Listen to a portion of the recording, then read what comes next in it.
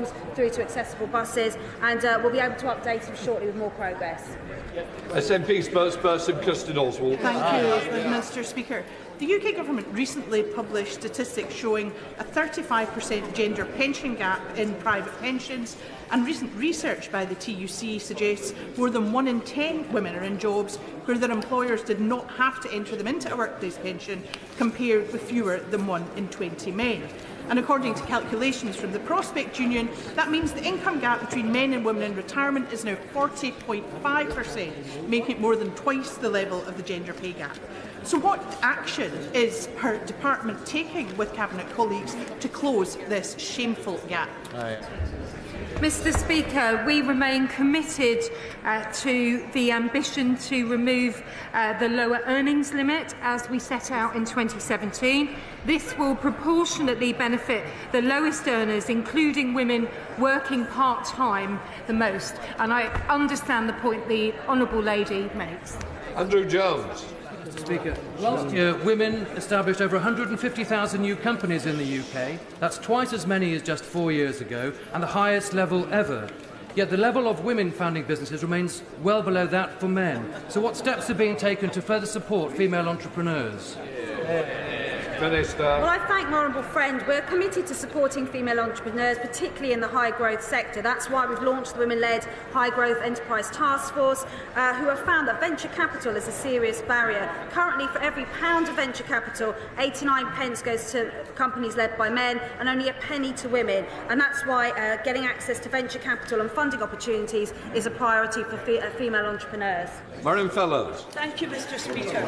According to the to research from the Resolution Foundation, the disability income gap is still at 44%, leaving disabled people hugely exposed to the rising cost of essentials in the context of the cost of living crisis. What steps is this department taking with DWP to ensure work coaches and disability advisors actually understand the barriers to employment faced by disabled people, and will the department urge DWP colleagues to consider what additional specialist support could be offered to disabled job seekers? Well, our disability employment advisor is exactly there to understand those needs and support. I would point to anybody to use the benefits calculator on .gov.uk, and there'll be further cost of living payment support. And the House will be keen to know that the Minister for Disabled People is going to be joining the conference of the States and Parties Convention on the rights of disabled people, and really focusing on how we can get more people into work and progressing and thriving. Bob Blackman. Thank you, Mr Speaker. What plans... Please sit. Bob Blackman. What plans has my right honourable friend to amend the Equality Act 2010, which would give us the opportunity to remove caste as a protected characteristic? Minister. I have to say to my honourable friend, at the moment the government has no plans to amend that, but obviously we keep everything under further consideration.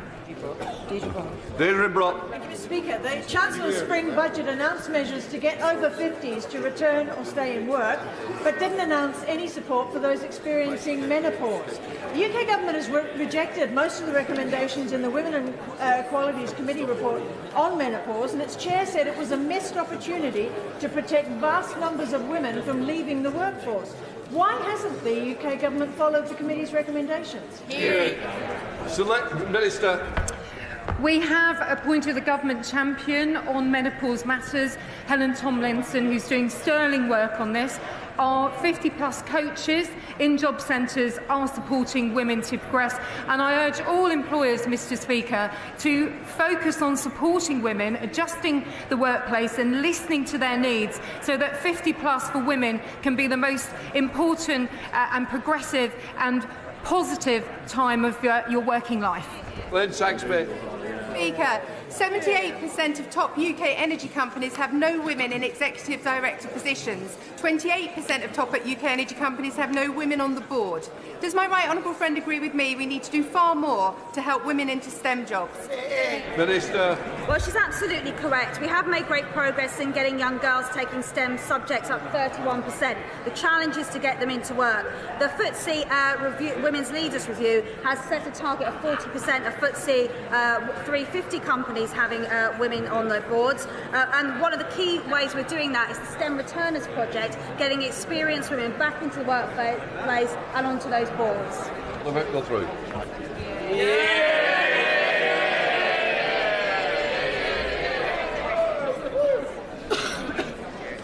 Right. Can I just make an announcement? I want to tell the House about the success last night of the House of Commons teams in the tug-of-war.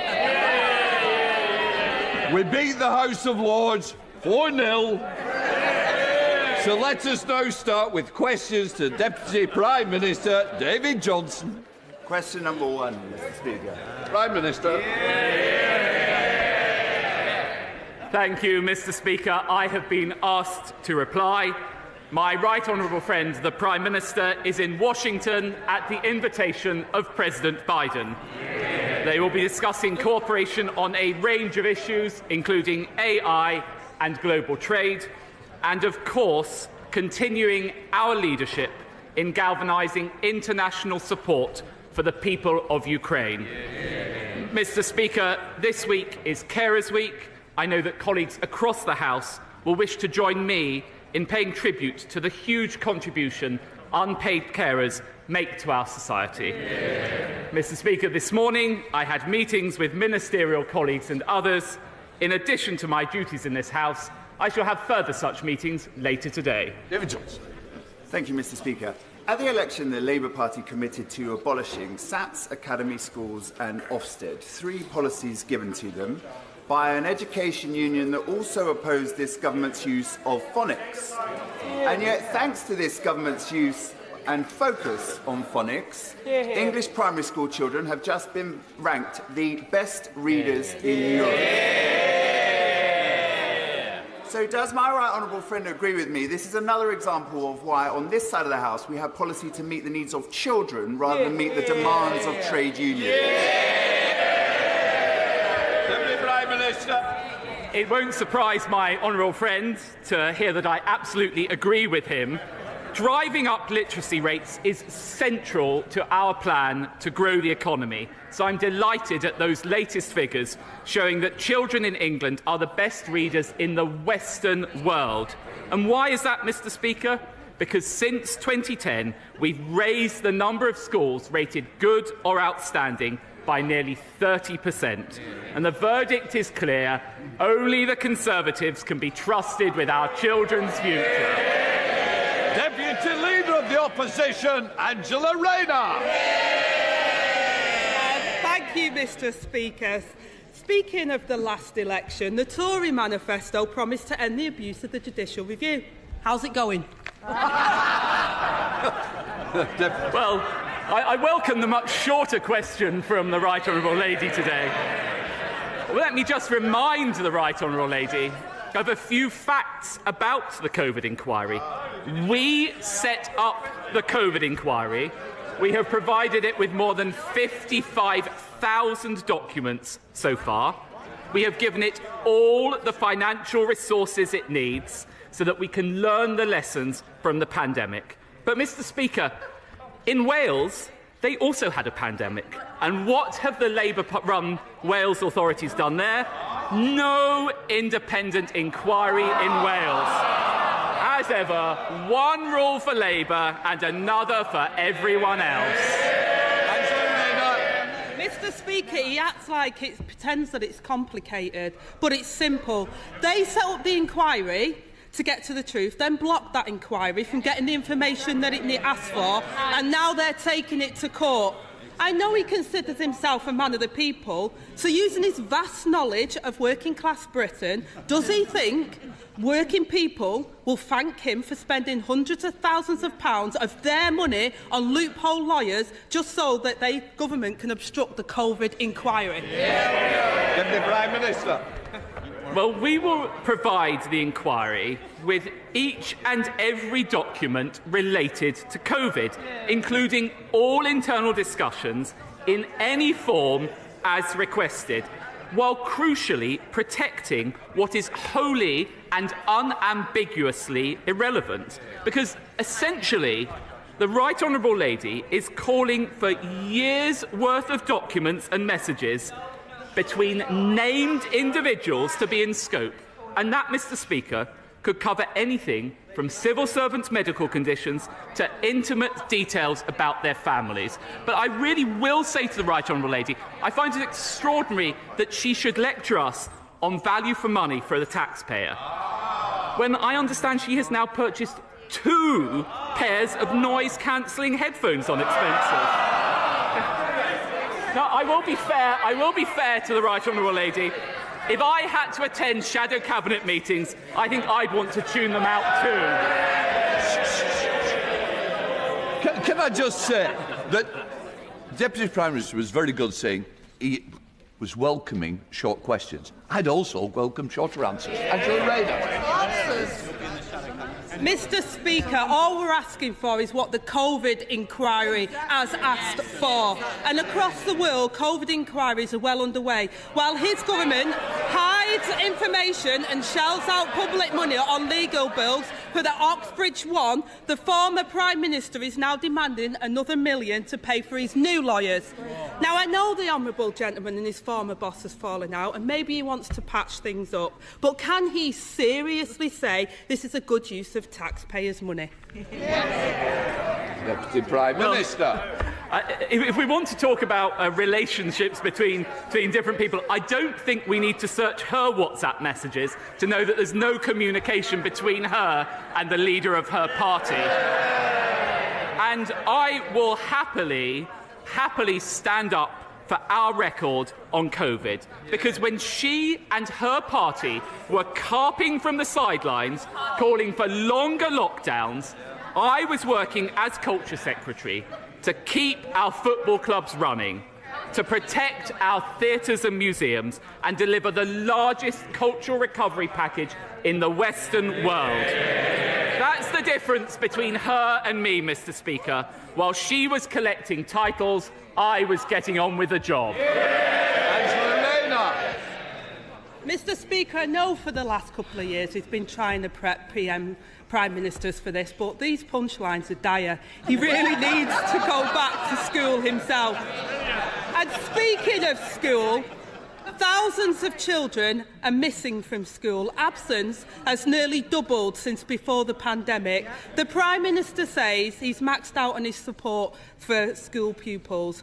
But why did the government abandon its plans for a register of missing children? Deputy Prime Minister. Well, on the specifics of the Right Honourable Lady's question, that is not the case, and we continue to keep the policy under review. And what I would say is I am very proud of this government's record on funding and support for schools. £4 billion more this year, £4 billion next year, and the result of all of that investment is we have the highest standards of reading in the entire Western world. What a contrast from when the party opposite were in power. Angela Rayner. So there we have it, Mr. Speaker. Thousands of children missing, under review still. So let me ask him about another, something else that's gone missing. The Public Accounts Committee this week revealed that the government's fraud increased fourfold, with ministers overseeing the loss of £21 billion of taxpayers' money in the last 2 years. Can he tell us how much of our money they expect to recover? Deputy Prime Minister. Well, Mr. Speaker, we are working tirelessly to recover those funds and we have made huge progress already. But again, if the party opposite wants to talk about good use of taxpayers' money, what do we have from the party opposite? Plans for an unfunded £28 billion spending spree. And what would that do? Drive up borrowing, push up interest rates, adding £1,000 to everyone's mortgage. Mr. Speaker, I know they're out of touch, but even she must realise that Britain cannot afford Labour. Angela Rayner. Mr. Speaker, Britain can't afford any more of the Conservatives. And he seems to have lost count. The answer is a quarter. Only a quarter of the billions of pounds of taxpayers' money lost to fraud is expected to be clawed back. If this government can't get the public money back, they can't be trusted with anything else. It's become a pattern of behaviour from the Conservatives. An inquiry missing the evidence, schools missing their pupils, taxpayers missing their money and ministers missing in action. And all the while, working people pay the price for their mistakes. This week, the Public Accounts Committee also warned that this epic fraud and waste could happen all over again due to the ministers living in denial of the facts. If his government can't admit the truth, then how on earth can they learn the lessons? Deputy Prime Minister. Well, I would say to the Right Honourable Lady, we're actually putting more resources in throughout this year to tackle fraud and error, and we continue to make real progress with it. But again, it's quite extraordinary from the party opposite. While we are working to drive down inflation and energy bills, what's the Right Honourable Lady doing? Receiving £10,000 from Just Stop Oil backers. Oh yes! Adopting their policies, backing protesters, blocking new production and forcing us to import more foreign oil and gas. Do you know what? For once, Mr. Speaker, I find myself in agreement with the GMB union. What did they say? It's naive, lacks intellectual rigour and could decimate communities, just like Labour. Thank you, Mr. Speaker. The latest routes update for East West Rail has recently been published, and unfortunately, the link to Aylesbury is still just a dotted line on the map. Now, I've raised the need for this vital link on several occasions in the House because it'll cut congestion on our roads, it'll stimulate the economy, and it will reduce air pollution. Each time I've been asked to work with stakeholders to reduce the cost. I'm really pleased to say we've managed to do that. There is now a much cheaper proposal on the table. So can my right honourable friend now please change that dotted line into a solid line and give my constituents the railway they do want? I know my honourable friend is an absolutely tireless campaigner for this project, and I can assure him that the Department for Transport is working with Network Rail and the East West Rail Company to consider the feasibility of lower-cost railway links on the Aylesbury spur, and I know that he will continue to make that case very, very vigorously. We now come to the Deputy Leader of the SNP, Murray Black. Thank you, Mr. Speaker. When the Prime Minister took office, he said he would put economic stability and confidence at the heart of this government. Today, UK interest rates are one of the highest in the G20, and mortgage rates are rising nearly back to where they were after the former PM crashed the economy. Is it not the case that this government's biggest achievement is that they're trashing the economy just a wee bit slower than their predecessor? Well, I don't know whether the honourable lady had been following the news today, but actually, again, the OECD upgraded our growth forecasts. And really, one month ago, the whole nation came together celebrating that wonderful moment of pomp, pageantry and pride in our nation. And what did the honourable lady describe it as? I quote, Mr. Speaker, a pantomime. Well, the real pantomime is the SNP in Scotland. Well, they're black. I don't know what question the Deputy Prime Minister was asking, but let me try another one. This government plans to cut taxes for the richest, spend £6 billion imprisoning people fleeing war and persecution, and has lost £21 billion to government fraud throughout this pandemic. Is the view from the Prime Minister's luxury helicopter so skewed that during a cost of living crisis he thinks this is what people's priorities are? I'm going to take no lectures on profligacy from the SNP. And actually, what is it that this government has done? We have provided record increases to the personal allowance, meaning that a person working full-time on the minimum wage has seen a £1,000 reduction in their tax. Mark Menzies. Thank you, Mr. Speaker. Fylde has many vibrant small shops that are the beating heart of the economy. But St Anne's Town Centre has got fantastic potential, but its layout, quite frankly, is becoming tired. Investment is needed to reinvigorate the town centre, better connecting it to the seafront and reinvigorate the town. What steps are my right honourable friend taking to continue this government's Living Up mission to deliver for towns like St Anne's? Deputy Prime Minister. Well, that's precisely why we've created the Levelling Up Fund, and there's £3.6 billion within that in the Towns Fund to be invested in high streets up and down the country, and we will be outlining the third round of submissions to that fund, and I'm quite sure my honourable friend will make a very vigorous case for his constituency for funding during that round. David. Speaker, yesterday I met Karen.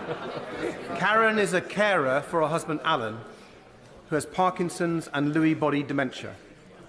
Karen told me how hard it is to get people with power just to listen to her. Like so many carers, Karen feels her caring work just isn't valued. At times, she's wanted to give up, but knows she must carry on because of her husband.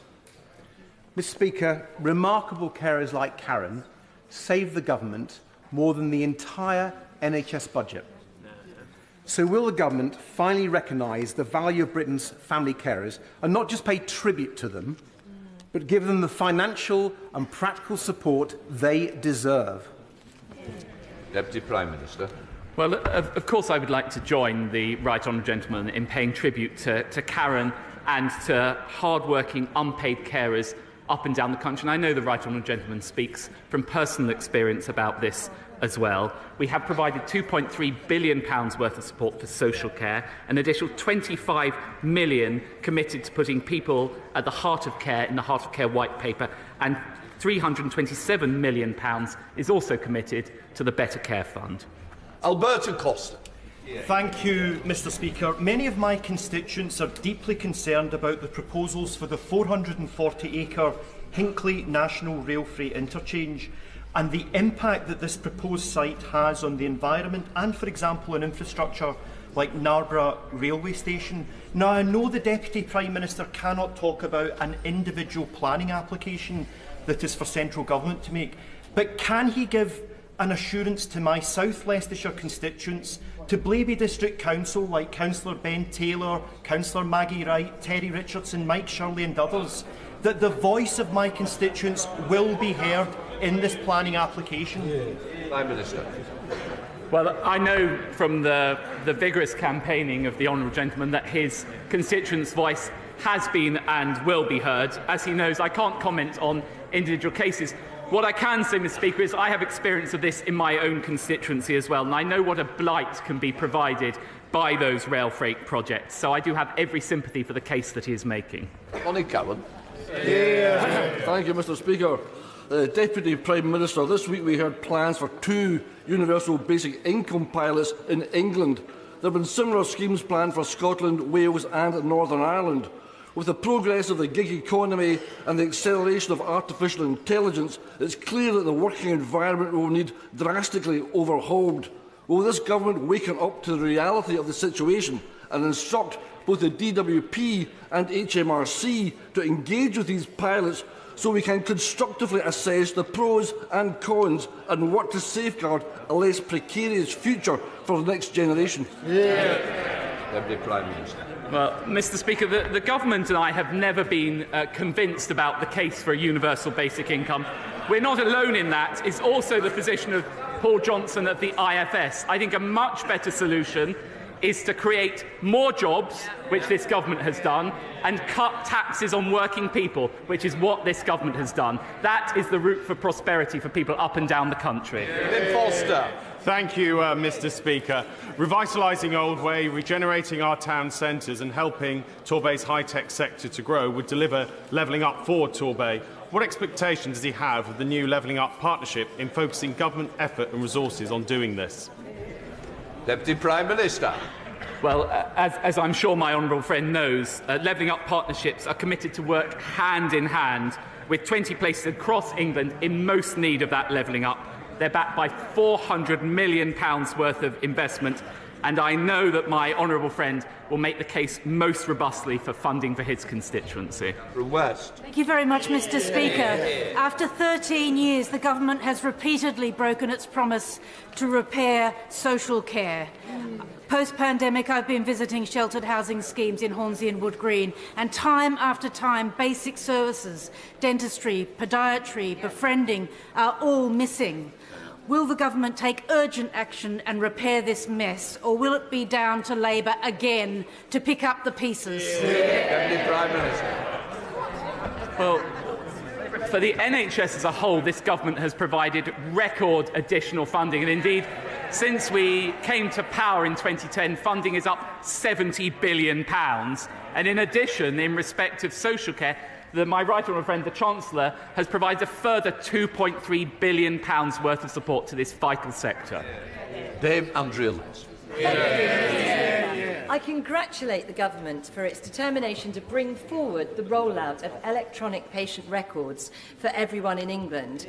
And can I ask my right honourable friend to confirm that this gives us a brilliant opportunity to roll out the digital version of the Red Book that is so transformational for every family in giving their baby the best start for life? Deputy Prime Minister. I totally agree with my right honourable friend, and I know what a tireless campaigner she has been on this issue, both in and out of government. And yes, I'm happy to confirm that the so-called digital Red Book will be rolled out, and we expect it to be delivered over the course of the next 2 years. Gavin Newland. Thank you very much, Mr. Speaker. The Deputy Prime Minister likes to call himself Mr. Normal. He went to a normal school and he understands normal people. We know that normal people are struggling in this Tory cost of living crisis. People like nurses, who he said had unreasonable wage demands. This is the same person who, on top of his £154,000 salary, charged two businesses over 13 grand for just 20 hours work. That's £670 per hour. Does Mr Normal really think he's worth 65 times a Band 2 nurse? I'm not quite sure what the question was aiming at, but what I can say to the honourable gentleman is actually this government has provided over £3,000 worth of support to help people through the cost of living. And why have we been able to do that? Thanks to the strength of our economy and the strength of our union. And what's happening in Scotland? The SNP government are putting taxes up on ordinary, hard-working people. Lake Drummond. Thank you very much, Mr. Speaker. We're all concerned about the 81,000 children that are not in the school register and under the term home educated. And no one, not local authorities or schools, can honestly answer the question, how many children are not in school? Therefore, how can we know that every child is safe and suitably educated? These children are out of sight and out of mind. The Secretary of State for Education has said that this is one of her priorities, as had the Education Select Committee. So can I ask my right honourable friend to expedite my 10-minute rule bill to place a duty on local authorities to maintain a register of children who are not in school, so that we can ensure that every child is visible, safe, suitably educated and receiving the support to enable them to thrive? Deputy Prime Minister. Mr. Speaker, we do want to ensure that all children are safe and have access to an excellent education. And of course, Local authorities must seek to identify children missing in their area and ensure that they are safe. The Department for Education continues to undertake work to support swifter identification and greater support of children missing in education. Neil Griffith. Well, in spite of government spin to the contrary, the backlog of undetermined initial asylum claims has risen even since December from 160,000 to 170,000 plus. Caseworker numbers are down, returns are still down. So will the Deputy Prime Minister agree to meet me to hear my constituents' concerns about the Home Secretary's plans to commandeer yet another hotel, the Stradey Park in the village of Furness, and explain what more he will do to speed up clearing the backlog so as to return people to safe countries, settle genuine refugees and avoid the need to use the Stradey Park Hotel? Deputy Prime Minister. This government will take whatever action is necessary, both to clear the backlog and to stop the boats. And actually, as she may have heard from my right honourable friend, the Prime Minister, small boat arrivals to the UK are actually down 20% this year. Our French deal has prevented 33,000 illegal crossings this year. Albanian arrivals are down 90%. We've removed 1,800 Albanians. We've increased the number of illegal working raids, and the legacy asylum backlog is now down 20%. Thank you, Mr. Speaker. Samina Halliwell, a 12-year-old girl in my constituency, suffered an horrific ordeal. She tragically then went on to take her own life. She was let down by the system. This week is the 2-year anniversary of her death. Labour-controlled Sefton Council have still got an inadequate rating from Ofsted for children's social care. So will my right honourable friend meet with me to discuss what further measures can be taken to better protect children in Southport and the wider council area? Deputy Prime Minister. I congratulate my honourable friend for raising what I'm sure members on both sides of this House will agree is a heartbreaking case, and I know that all our thoughts will be with Samina, her family and her friends. All children, of course, have the right to be safe and protected. I understand that the Department for Education will shortly begin consulting on strengthening statutory guidance to ensure health agencies, police forces and councils work together more collaboratively and end decisions that put children's needs, that prevent putting children's needs at the heart of their work. Of course, I'm very happy to meet with the honourable gentleman and for the Health Department ministers to meet with him also. Hilary Benn.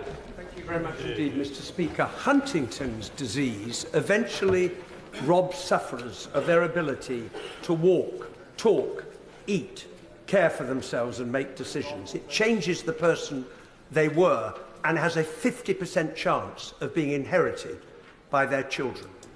Will the government back the Huntington's disease community's call for better access to mental health services, a care coordinator in every area, and specific NICE guidelines so that everyone affected by this devastating condition can get the help they need? Deputy Prime Minister. I completely agree with the right honourable gentleman about the devastating impact of this terrible disease. It is the case that we have increased significantly investment in mental health. I, of course, am happy to arrange for Department of Health ministers to meet with him to discuss this further. Simon Baines. Thank you, Mr. Speaker. Wales is the land of song, and there is no better example of this than John's Boys Male Chorus from Rose and Clwyd South, who have performed magnificently in the recent series of Britain's Got Talent, moving Bruno Tonioli and the other judges to tears. Would the Deputy Prime Minister join with me in congratulating the choir and also the other many community choirs in Clwyd South and across the UK who bring such pleasure to the singers and audiences alike? Deputy Prime Minister. Well, I would actually argue that choral music is possibly one of our greatest contributions to global culture, and I really do join my honourable friend in congratulating John Boy's Male Chorus for their fantastic achievement in reaching the semi-final of Britain's Got Talent, and I'm sure that they will continue to entertain and engage communities for many years to come. Paula Barker. Thank you, Mr. Speaker. The government's post of anti-corruption champion has been vacant for over a year. Does the Deputy Prime Minister think the vacancy increases or decreases the risk of corruption in government? Deputy Prime Minister. Well, in my department, the Cabinet Office, and working very closely with my right honourable friend, the Paymaster General, we are taking extensive steps to make sure we crack down on fraud and waste and make sure that procurement is transparent. And, of course, we will be filling that vacancy very shortly. Gareth Bacon. Thank you, Mr. Speaker. The government do not have any money of their own. Every penny they spend is taxpayers' money, including money spent supporting the economy during the pandemic. So in that light, would my right honourable friend agree with me that it would be disgraceful for a political party to accept huge donations from a company that was simultaneously claiming hundreds of thousands of pounds of public support during furlough? Deputy Prime Minister. I, of course, completely agree with my honourable friends. And actually, the scheme, the furlough scheme, helped protect around 14.6 million jobs during that terrible COVID crisis. But what do we discover? Labour's taking 1.5 million from Just Stop Oil backers, adopting their policy to block new oil and gas. It's job-destroying recklessness, and it's hard-working people, unfortunately, Mr. Speaker, who will be left paying the price. Ashley Dalton. Speaker, in West Lancashire, my constituents are concerned about their children's education and specifically the ongoing long-term impact of COVID-19 restrictions on their children's educational development. Now, a Public Accounts Committee report out today finds that the Department for Education is failing to take fast and effective recovery action to close the attainment gap in schools. And the department has admitted that it will take a decade, 10 years, just to get the education attainment gap back to pre-pandemic levels. So, when will the government stop blaming everyone else and take responsibility for failing a generation of lost learners? Actually, before COVID struck, the attainment gap between disadvantaged pupils and their peers had narrowed in both primary and secondary schools under this government. Since COVID struck, we've provided almost £5 billion in education recovery. And I would say to the honourable lady, if she's that concerned about children's education, she should be calling on the education unions to call off their damaging strikes. Alexander Stafford. Thank you very much indeed, Mr. Speaker. Maltby Town Council and Maltby Main FC, who play at the Miners' Recreation Ground, are fighting to make sure the ground is financially sustainable and can stay open. But CISRO, who run it, has a history of selling off unprofitable areas to developers, will not allow a full bar to be open, which will provide much-needed capital, which has the support of the council residents. Spaces like our recreation grounds are important parts of our mining heritage. So can my right honourable friend step in to help Maltby Main get the bar that it needs and to help secure the financial future of this ground to ensure it does not face the same fate as the Dingleton and Miners' Welfare Recreation Ground? Deputy Prime Minister. Well, may I offer my strongest support to my honourable friend's campaign. I think he's absolutely right to raise it. I do question the extent of my powers to intervene on a bar closure in his constituency, but I will certainly examine what we could do further. Mohammed Jassin. Thank you very much, Mr. Speaker. The East-West Rail announcement proposes a 6-track route which will impact at least 66 properties in Bedford, including the demolition of 37 homes. So will the Deputy Prime Minister tell me why resident concerns have been ignored, and will he give me a commitment today that if the majority of the residents are against the plan in this statutory consultation, his government will not approve the proposal? Deputy Prime Minister. Of course we will engage with local communities, but I do find it rather odd that the party opposite have been saying for the past few months about how they want to build more housing, build more infrastructure, and then as soon as there is a proposal to do so, which will enormously enrich that area, it's being opposed. Sir Robert Neal. Thank you, Mr. Speaker. The Deputy Prime Minister will know that the calling of an early election in Spain has caused some concern about delay to achieving a treaty between the United Kingdom and the European Union in relation to Gibraltar. Will he confirm that it remains the policy of Her Majesty's Government to prioritise achieving such a treaty once the outcome of the election is known, and that the Government will do all that is necessary to secure that treaty for the benefit of Gibraltar and its Spanish neighbours, and to give all the necessary support to Gibraltar and its British people for their future security and prosperity. Deputy Prime Minister. Well, I can assure my honourable friend that the United Kingdom and His Majesty's government remain steadfast in its support for Gibraltar, and I can assure my honourable friend that we are working side by side with the government of Gibraltar, and we remain committed to concluding that UK-EU treaty as soon as possible. Final question, Fleur Anderson. Thank you, Mr. Speaker. Today, the OECD have said that the UK is on course to have the higher rate of inflation than almost all of the other G20 countries. It's families in Putney and up and down the country who will be suffering because of this. Will the Deputy Prime Minister finally commit to introducing a proper windfall tax on the enormous profits of the oil and gas giants and take pressure off struggling households? Deputy Prime Minister. Well, we actually introduced a bigger windfall tax than the Labour Party were proposing. Thanks to that 75% windfall tax, last winter we paid half of people's energy bills. And she talks about the OECD. What she failed to mention was that the OECD today gave the highest upgrade of growth to the United Kingdom compared to any other country. These questions.